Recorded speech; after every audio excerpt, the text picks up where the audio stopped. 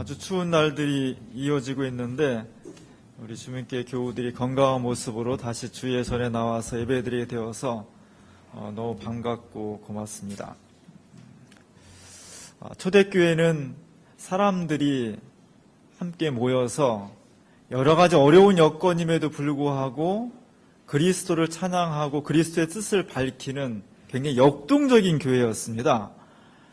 그 교회는 정말 성령이 함께 하시는 성령의 공동체였고 하나님이 살아계신 것을 세상에 몸으로 보여줄 수 있는 그런 교회였습니다.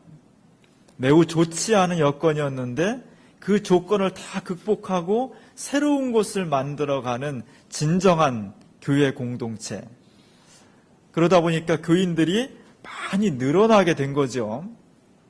처음에 사실 교회는 그냥 소수의 몇 사람들이 모여서 예수님을 추억하고 그 말씀을 회상하면서 신앙을 다시 만드는 그런 공동체였습니다.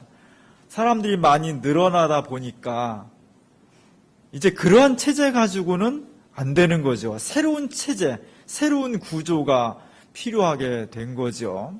그래서 이런저런 제도와 시스템이 만들어지게 됩니다. 그런 것들이 한순간에 그치지 않고 50년, 100년 계속 이어져 내려갈 때 그것이 전통이 되는 거죠.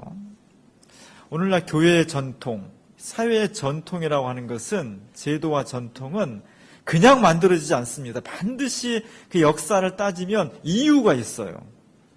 그래서 교회에 있는 전통이나 사회의 제도 같은 것들 속에 어떤 이유로, 어떤 동기로 만들어졌느냐를 따져보는 것이 대단히 중요합니다. 대부분은 선한 의도로 만들어졌죠. 때로는 악한 의도로 만들어진 것도 있습니다.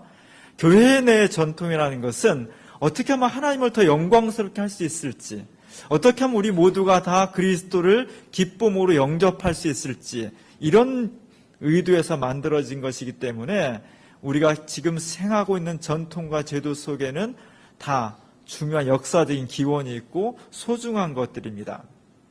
오늘 초대교회에 하나의 중요한 전통이 만들어졌는데 그것이 어떤 계기를 통해서 만들어졌고 오늘까지 존속되고 있는가를 본문이 보여주고 있습니다. 2000년 전에 초대교회는 크게 두 부류의 사람들이 있었어요. 오늘 본문은 예루살렘 교회를 상징하고 그 배경으로 하고 있는데 첫 번째 대다수의 많은 사람들은 예루살렘과 유대 땅에서 태어난 사람들이에요. 혈통으로도 유대인이고 언어도 그들이 쓰고 있는 아람어를 쓰고 있는 사람들. 당시 언어가 아람어였으니까. 그리고 문화나 모든 생활, 습관 이런 것들이 다 대대로 내려오는 이스라엘의 전통을 간직하고 있는 그런 사람들이 대다수 유대인들이었는데 그 중에 일부 소수가 유대교를 이탈해서 예수를 믿게 된 거죠. 오늘 본문에는 히브리파 사람들이다. 이렇게 표현된 대다수의 초대교회 사람들은 원래부터 이스라엘 사람들, 원래부터 이스라엘의 전통과 율법과 문화를, 언어를 간직하고 있던 사람들이 예수를 믿게 된 사람들입니다. 그런 사람들이 대부분이었고 또 한 부류의 사람들은 혈통으로 따지면 유대인인데 외국에서 태어난 사람들이에요. 외국에서 태어났고 외국말을 쓴, 그러니까 이 당시 언어는 그리스어입니다. 헬라어. 오늘 본문에는 헬라파 사람들이 이렇게 표현되어 있습니다. 헬라어를 쓰는 사람들. 우리나라로 지금 치면 미국이나 유럽에 이민가 사는 사람들의 2세대, 3세대 정도의 사람들. 이 사람들은 태어나면서부터 물론 혈통상으로는 유대인이지만 외국의 문화와 언어와 관습과 사고방식을 그대로 간직하고 있는 이런 두 부류의 사람들이 살게 된 것입니다. 특별히 해외에 살고 있는 유대인들을 디아스포라 유대인이라고 불렀어요. 이분들이 나이를 먹어가면서 내 자녀들 다 출가시키고 분가하고 두 부부만 딸랑 살게 되었는데 나이를 먹을수록 야 나는 죽을 때 예루살렘 성전 그 곁에서 죽어야 되겠다. 이런 정서가 그 당시에 쫙 펼쳐져 있었습니다. 우리나라도 옛날 100년 전, 200년 전만 하더라도 멀리 타향을 떠돌던 사람들이 죽을 때는 어디서 죽고 싶어요? 고향에 와서 죽고 싶어요. 자기 조상 대대로 묻혀있는 선산에 묻히고 싶고 고향에서 마지막 여생을 보내고 싶은 마음이 옛날에 훨씬 강했습니다. 이 당시 사람들도 우리가 비록 태어나기는 그리스에서, 로마에서, 소아시아에서 이렇게 여러 군데서 태어났지만 야, 나는 죽을 때는 예루살렘 성전 곁에서 그것을 바라보면서 거기서 예배드리면서 우리 조상들 대대로 내려오던 관습과 예의를 내 삶 속에 체험하면서 죽어야 되겠다. 그런 마음들이 생겨나는 거예요. 그래야 하나님 나라에 더 쉽게 갈 수 있을 것 같고 더 편안히 갈 수 있을 것 같은 그런 어떤 정서가 있는 거죠. 그래서 외국에 살던 늙음하게 두 노 부부들이 죽음을 앞두고 예루살렘 성전 곁에 와서 많이 살게 된 겁니다. 그들의 대부분은 다 유대교 회당에 속했겠죠. 그 중에 소수가 유대교보다 예수교로 개종을 한 겁니다. 그러니까 숫자로 보면 굉장히 소수였던 거죠. 이 두 부류의 사람들이 초대교회에 구성하는 주 멤버였던 겁니다. 문제는 그렇게 예루살렘 성전 곁으로 이사와 살았던 헬라 말을 쓰고 헬라적 관습을 가지고 있던 두 노 부부 중에 남자가 먼저 죽었을 때, 남자가 먼저 죽어버리면 홀로 된 할머니 혼자 살아가야 되는데 살 방법이 없는 거예요. 철저히 남성 위주의 사회였고 남자들에 기대서 살아갈 수밖에 없는 여성들의 삶이었는데 남자가 죽어버렸어요. 살아갈 방법이 만만치 않게 된 겁니다. 유대교에서는 오랫동안 이런 사람들을 먹여주고 재워주고 구제해주는 그런 것들이 발달해 있었어요.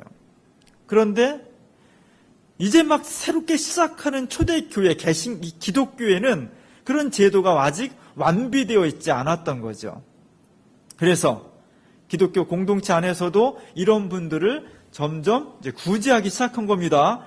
근데 아직 제도가 완벽하게 되어 있지 않다 보니까 어떤 사람은 몇 번씩 구제를 받고 어떤 사람은 한 번도 못 받게 되고 이런 현상이 일어나게 된 거죠.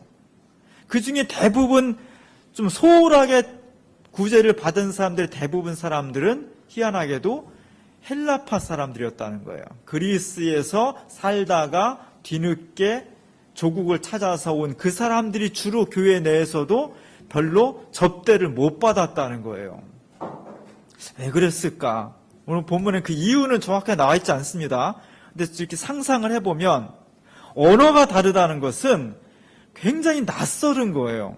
우리가 지난번에 푸어만 목사님 독일에서 오셨잖아요. 풍채도 좋고 선하게 생기신 분이고 그 딸 암라이하고 레아하고 얼마나 친하고 싶어. 마음은 막 친하고 싶은데 막상 그 앞에 가면 어떻게 돼? 딱 얼어버리죠. 왜? 말이 안 통하니까. 그러니까 잘 친해질 수가 없는 거예요. 마찬가지로 평생을 헬라어를 쓰고 헬라 관습, 헬라 문화, 헬라 예의 이런 것 속에 살던 사람이 어느 날 갑자기 예루살렘에 와서 산다는 것은 이게 잘 섞이지가 않는 겁니다. 거기다가 예수 믿는 초대교회 사람들은 예수를 믿게 되었지만 평생 동안 조상 대대로 유대적인 관습을 받아들이며 살았던 사람들이에요. 그래서 예수를 믿게 되었지만 유대교의 관습에 크게 낯설지 않아요. 근데 헬라에서 온 사람들은 그게 낯설은 거예요. 그러다 보니까 예의가 잘 안 맞은 거죠. 예를 들어서 미국 사람들, 젊은 사람들은 자유분방하잖아요. 우리나라도 외국에 사는 2세, 3세들은 우리로 보면은 저 녀석 참 건방지네, 무례하네 이렇게 생각될 때가 있어요. 왜? 외국의 자유분방한 그런 생활 습관을 가지고 우리나라에 들어오면은 잘 접촉이 안 되는 거예요. 제가 미국 청소년들 이렇게 공부하는 거, 분방 공부하는 거 보면 우리는 선생님이 가르칠 때 책상에 앉히고 그래서 막 가르치잖아요. 미국 청소년들은 선생님이 가르치냐면 누워있어. 막 엎드려 서 있고 누워있고 우리를 보면 저런 무례한 놈들이 이렇게 마음이 들지만 그쪽 사고방식에 예절이 하면 아무 문제도 안 되는 거예요. 이렇게 생활 습관과 예의와 관습이 오랫동안 유대교적인 습관에 젖어 있다가 예수를 믿은 사람들과 오랫동안 외국에 있다가 들어온 사람들하고 잘 일치가 안 된 거죠. 그런 면에서 서로 소통이 잘 안 되고 구제받는 데 있어서도 헬라파 사람들이 좀 소홀한 접대를 받게 되는 그런 현상이 일어나게 된 겁니다. 문제는 이런 현상이 일어났을 때 교회가 부딪힘이 생긴다는 거예요. 교회가 분쟁이 생기면 굉장히 어렵습니다. 한국 교회가 자꾸 분쟁이 생겨서 교회에 덕이 안 돼요. 교회에 덕이 안 되기 때문에 교회가 사회를 향해서 말할 때도 권위를 잃어버리는 거예요. 교회가 잘 돼야 되는데 다른 건 몰라도 교인들끼리 서로 사랑하고 평화롭고 일치가 돼야 사회를 향해서도 평화로우십시오, 사랑하십시오, 분쟁을 조정합시오 이렇게 말할 수 있는데 요즘엔 교회가 더 많이 분쟁이 생기니까 사회를 향해서 말해도 너나 잘하세요 이렇게 나오는 거예요. 목회자로서 제일 힘든 경우는 교인들끼리 서로 싸울 때예요. 참 애매해. 어느 편을 들 수도 없고 섣불리 괜히 얘기했다가는 오해 사고 굉장히 어렵습니다. 목회자를 골탕 먹여야 되겠다. 이렇게 마음먹은 굳게 다짐한 사람은 서로 싸우면 돼. 시비를 걸어서 암흑의 집사하고 막 싸우면 돼. 그럼 목회자가 너무 괴로워. 그럼 목회자를 괴롭게 하는 거예요. 교회가 평화롭고 서로 사랑하고 분쟁이 없는 교회가 정말 좋은 교회입니다. 초대교회에 작은 분란이 생긴 겁니다. 이 분란을 생겼을 때 교회를 지도하고 있는 사도들이 어떻게 대응했는지 아마 그들은 열심히 기도했을 거예요. 이 문제를 어떻게 하면 좋을까? 처음 만나는 문제니까 이전에 이런 얘기가 없었으니까 기도하고 생각하고 자기들끼리 모여서 대화하고 방법을 찾고 그렇게 열심히 노력을 해서 그들에게 새로운 제안을 하게 되었습니다. 중요한 것은 이러한 사도들의 제안을 교회 공동체가 받아들였다는 거죠. 현대 교회의 오늘 한국 교회의 위기는 이런 제안들이 서로 인정되지 않는다는 거예요. 교회가 뭘 제안해도 사회가 받아들이지도 않고 교회에서 목회자가 뭘 제안해도 교인들이 옛날처럼 이렇게 잘 받아들이지 않습니다. 이 모두가 다 사실은 목회자들의 책임이에요. 신뢰성을 잃어버린 것. 정말 어떤 중요한 문제를 놓고 기도하고 객관적이고 정말 하나님 입장에서 숙고하면서 내놓는 것이 아니라 개인의 욕심, 이해관계에 따라서 움직인다는 인식이 확산되면서 교회와 성직자가 권위를 잃어버리게 된 거죠. 오늘 초대교회는 아직 살아있는 교회였습니다. 사도들이 어떻게 하면 좋을까를 정말 진지하게 고민하면서 그들이 제안을 해요. 사도들은 제안만 합니다. 오늘 보면 이 문제를 해결하는데 사도들은 제안하고 결정은 어디서 하냐? 전체 교인들이 다 모여서 결정을 하는 거예요. 오늘 우리 2000년이 지난 한국 교회에서도 중요한 결정들을 어디서 합니까? 공동의회에서 하게 전체 교회 담임 목사를 청빙한다든지 교회 예산을 책정한다든지 교회 재산을 매각한다든지 누군가를 징계해야 된다든지 중요한 것을 결정할 때는 전체 교인이 모여서 결정을 해요. 보다 좀 가벼운 것은 재직해서예요. 이렇게 오늘 왜 그런 모양이 생겼냐? 바로 초대교회에서부터 사도들이 문제를 놓고 기도하고 생각해서 제안을 하면 결정은 전체 교인들이 모여서 하는 중요한 전통이 생긴 겁니다. 이건 상당히 소중한 전통이에요. 이 전통을 잘 살려나가야 돼요. 그래서 이 교회의 작은 분쟁을 놓고 사도들이 제안한 내용은 이 일을 전담할 수 있는, 구제하고 사람들 돌보는 일을 전담할 수 있는 사람들을 세우자는 거였습니다. 이 사람들이 누구예요? 집사들. 몇 명을 세웠습니까? 7명의 집사를 세웠습니다. 그들 이름이 뭡니까? 우리 수요 기도에 나오신 분들은 알죠? 이들의 이름은 스데반 외 6명이죠. 7명을 스데반 외 6명에게 사도들이 안수를 하고 그들을 중간 지도자로 세워서 교회 일을 동역할 수 있는 사람들로 삼았다는 겁니다. 이들은 어떤 기준으로 뽑았냐? 오늘 성경에 보니까 성령과 지혜가 충만한 사람들. 부자, 권력과 학벌이 좋은 사람, 이런 사람 뽑은 것이 아니라 정말 하나님 보시기에 성령과 지혜가 충만한 사람들. 그래서 그들이 사람들로부터 칭찬받는 사람들을 7명을 뽑았다는 겁니다. 그들에게 참 어렵지만 이 사역을 맡겼다는 거예요. 그리고 사도들은 말씀과 기도에 전념했다는 겁니다. 그랬을 때 오늘 7절에 보니까 초대교회가 점점 더 왕성하게 되었고 그리고 더 부흥하고 더 강건해지는 그 기초가 되어서 교회가 세계로 뻗어나갈 수 있는 놀라운 역사가 일어났다는 겁니다.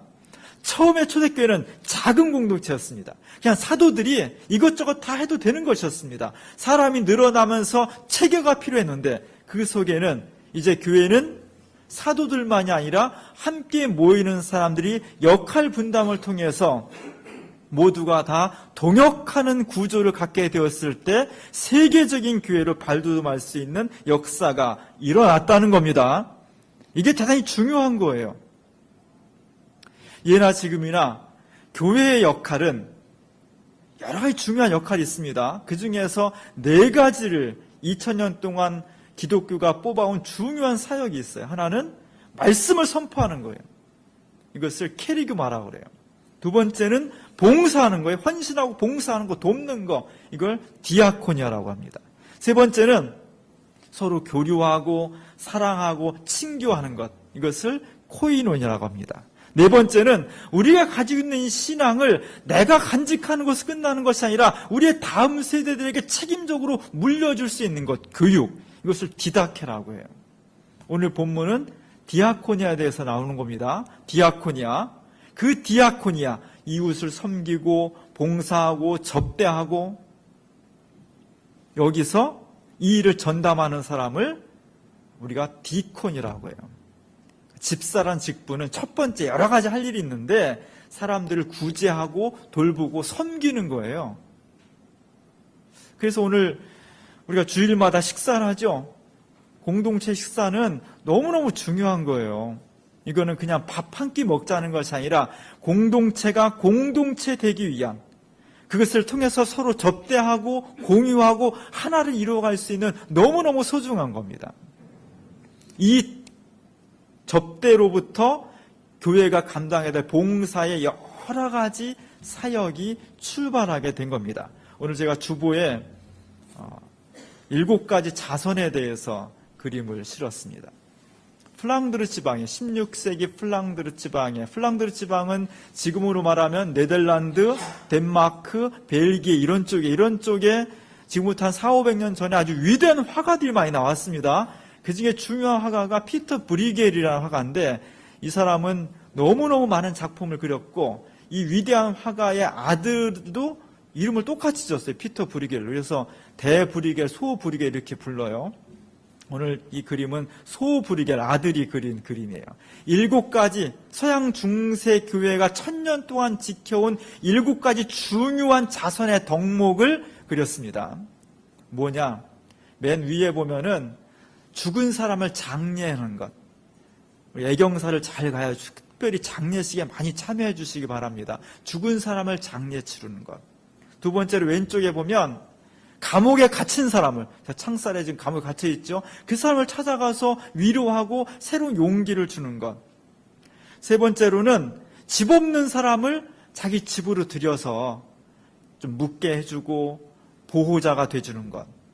네 번째로는 아픈 사람을 환자를 찾아가서 기도해주고 격려해주고 이런 역할들.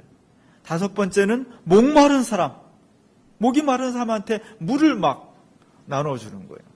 6번째 자선의 덕목은 옷 없는 사람들, 옷을 막 나눠주는 거예요. 저 옷 보세요. 옷을 벗어놨는데 그대로 바지가 그냥 그대로 이렇게 서 있죠. 왜 저렇게 되겠어요? 빨래를 잘 했으면 저렇게 안 되죠. 빨래를 안 해가지고 그냥 옷이 막 뻣뻣해 굳은 거지. 그런 옷을 벗어놓게 하고 새 옷을 입혀주고, 저런 사람들이 부유한 사람 있겠습니까? 맨 앞에 있는 사람 보면 갈비뼈가 막 뼈싹 말라갖고 나와 있죠. 교회가 저렇게 가난한 사람들 옷을 입혀주는 거. 마지막으로 배고픈 사람에게 빵을 나눠주는 겁니다. 애들 데리고 오고, 뭐 여성이가 남성이가 막 옷이 다 해졌죠. 어떤 사람은 받자마자 그냥 바로 입에 막 먹고 있고, 장애인도 있고, 뭐 이런 사람들에 대해서 교회가 구제하고 그들을 사랑해주고 그들을 자선해서 돌봐주는 것이 교회의 중요한 역할이 되는 겁니다. 이 역할을 누가 했냐? 교인들 중에서 성령과 지혜가 충만한 사람, 그래서 많은 사람들로부터 칭찬을 받는 이런 사람들을 특별히 뽑아서 그들에게 사역을 맡겼고, 그 사역을 그들이 정말 기쁨으로 잘 감당했을 때 초대교회가 처음에는 미약했지만 날이 갈수록 더욱더 왕성해지고 복음이 넘쳐나고 사랑이 넘쳐나는 강건한 교회로 성숙할 수 있었다는 겁니다. 교회는 이런 시스템, 이런 구조가 강력하게 정착이 될 때 든든한 교회, 그리스도의 몸된 교회가 될 수 있는 겁니다. 오늘 우리는 몇 주 전부터 광고했듯이 오늘 새로운 신도회를 조직을 하고 임원을 뽑게 됩니다. 교회는 얼마가 모였든지 간에 서로 모여서 각자의 역할이 있어야 돼요. 너무 한두 사람한테 역할이 다 집중되고 나머지는 그냥 역할을 안 해버리면 그것은 교회는 운영은 되지만 강건하지 못합니다. 건축도 힘을 서로 골고루 분산시켜야만 건강하고 튼튼한 건물이 되지, 어느 한쪽으로 하중이 많이 받아버리면 붕괴될 수 있는 거거든요. 교회도 마찬가지입니다. 교회 공동체는 보이지 않는 건물인데 이것이 어떻게 강건해지게 하려냐면 서로 균등하게, 가능하면 균등하게 역할을 분담할 수 있을 때 건강해지는 거예요. 결국 목회는 뭐냐면, 저는 어떻게 이런 사람들을 은혜 가운데 잘 세울 수 있느냐가 중요해요. 목사가 다 하려면요, 할 수도 없고 못해요. 하지도 못합니다. 모세같이 위대한 인물도 광야에 나와서 사람들을 치리하고 인도해 가는데 어떤 때는 가르치기도 하고 어떤 때는 밥도 해먹이고 어떤 때는 재판도 해야 되고 너무너무 바쁜 거예요. 이 모습을 보고 그의 장인 이드로가 그 모습을 보고 모세한테 이렇게 말합니다. 모세요, 내가 옳지 않다는 거예요. 좋게 보이지 않는다는 거예요. 그래서 제안하기를 10부장, 100부장, 1000부장 이렇게 중간 리더들을 세워서 그 조직을 체계적으로 운영해 갈 수 있게 한 것이 성경에 나옵니다. 마찬가지로 우리 주민교회가 좀 더 체계적이고 초대교회처럼 왕성하고 역동적이고 살아있는 교회가 되기 위해서는 어떻게 신도회를 구성하고 그 신도회를 책임질 사람들을 세우느냐가 너무너무 중요한 거예요. 우리가 이 일을 하기 위해서 지난 가을에 전교인 수련회 가서 논의했습니다. 그리고 또 신도회 조직 연구위원회를 두어서 거기서 또 논의를 했습니다. 그리고 11월 달에 다시 또 수련회를 통해서 또 논의하고 지난주에 재직회를 통해서 최종적으로 이렇게 우리 교회 상황에서는 저렇게 8개 정도의 신도회로 나누는 것이 제일 효율적이겠다. 그런 결론을 내리게 되었습니다. 오늘 그 결정에 따라서 오늘 우리 예배 마치고 맛있는 식사를 한 다음에 8개 신도회로 나눠져서 회의를 하게 될 겁니다. 임원을 선출할 때 여러분 정말 기도하면서 정말 진지한 마음으로 선출해야 돼요. 어떤 사람을 선출해야 되냐? 첫 번째로는 교회의 일꾼은 믿음 있는 사람이 하는 거예요. 다른 능력이 아니라 하나님의 교회는 정말 하나님을 사랑하고 주님의 교회를 사랑하고 믿음을 가지고 할 수 있는 사람, 이런 사람을 뽑아야 돼요. 두 번째로는 내게 주어진 임원의 사명을 감사함으로 할 수 있는 사람이 돼야 돼요. 어거지로 막 그냥 억지로 하면 못하는 거예요. 교회는 죽어도 억지로 못합니다. 정말 그 일을 하기 힘들지만 이거 한다고 무슨 돈이 나옵니까? 유명인사가 됩니까? 그러나 그리스도를 사랑하는 마음으로 제게 주신 사명이 너무 감사합니다. 이런 마음으로 책임을 감당할 수 있는 사람을 선출해야 됩니다. 마지막으로 중요한 것은 이것을 선출한 사람들이 진지해야 돼요. 성실한 마음으로 선출해야 돼요. 이게 뭐 세상에 인기 투표하는 식으로 아니면 아무나 쓰지 뭐 이러면 안 돼요. 정말 우리 회가 앞으로 우리 교회가 정말 주님 안에서 건강하고 생동감 있고 성숙한 그런 교회가 되기 위해서는 우리 이 신도회의 임원을 어떻게 선출하냐가 너무나 중요하다. 그런 진지함과 성실한 마음을 가지고 신도의 임원을 선출할 때 교회가 건강해지는 겁니다. 오늘 우리가 대림절 세 번째 주일을 맞이합니다. 대림절은 그리스도가 이 땅에 몸으로 오시는 것을 기다리는 거예요. 진짜 12월 25일에 예수님이 마국간에 이 살덩어리로 딱 탄생하시겠습니까? 그리스도의 몸은 어떻게 탄생하느냐? 바로 교회로 탄생하는 겁니다. 그래서 교회는 부활하신 그리스도의 몸이에요. 우리가 어떻게 이 그리스도의 몸인 교회를 건강하고 행복하고 아름답게 만들어 가느냐가 예수 그리스도의 탄생을 재촉할 수도 있고 미룰 수도 있는 겁니다. 오늘 대림절 세 번째 주일을 맞이해서 오늘 예배 후에 또 식사 후에 신도회에서 우리가 임원을 뽑는 것은 단순히 그냥 내가 좋아하는 사람을 뽑는 것이 아니라 그리스도의 몸을 정말 강건하게 정말 20대 사회를 감당해야 될 교회의 몸을 형성하는 데 있어서 내가 기도하면서 뽑는 거예요. 성실한 자세로 진실한 자세로 우리 신도의 임원을 잘 뽑고 신도회를 구성해서 2015년도에 첫 번째 중요한 것입니다. 앞으로 2015년도가 우리 주님께 어떤 역사를 만들어 갈 것이냐는 오늘 여러분께서 어떤 사람들을 우리 신도회의 임원들로 선출하냐가 첫 번째 중요한 거예요. 정말 기도하는 마음으로 초대교회의 이 중요한 사역을 감당했던 사람들을 뽑았던 것처럼 그들을 통해서 교회가 단지 작은 공동체가 아니라 크고 중요한 공동체로 성숙해 가는데 동역의 체계를 갖추었던 것처럼 오늘 신도의 조직과 임원 선출이 2015년도 주민교회의 몸을 형성해 가는데 매우 중요한 것이니까 여러분이 기도하면서 진실한 마음으로 선출해서 내년에 우리 주민교회가 정말 하나님 보시기에 아름다운 교회, 행복한 교회, 성숙한 교회로 만들어갈 수 있기를 주님의 이름으로 간절히 축원합니다. 기도하겠습니다. 은혜로우신 하나님, 저희에게 함께 교회를 만들어갈 수 있는 귀한 믿음을 주셔서 고맙습니다. 우리는 아무것도 아니지만 하나님께서 우리를 부르셔서 교회 내적으로 어려운 여러 가지 문제들을 또 교회 외적으로 우리가 헌신하고 봉사해야 될 여러 가지 사역들을 우리가 맡겨주시니 고맙습니다. 이제 저희가 2015년도를 계획하면서 우리 주민교회가 8개의 신도회를 조직하고 그곳에서 봉사하고 헌신할 임원들을 선출합니다.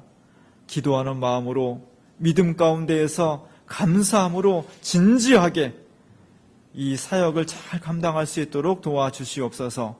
그래서 오늘 조직되는 새로운 신도회와 임원들이 내년에는 초대교회의 사도들과 집사들처럼 마음과 뜻을 합해서 교회를 섬기고 교회를 통해서 하나님의 영광을 이 땅 곳곳에 증거할 수 있는 놀라운 역사가 일어나게 하시옵소서. 예수님의 이름으로 간절히 기도합니다.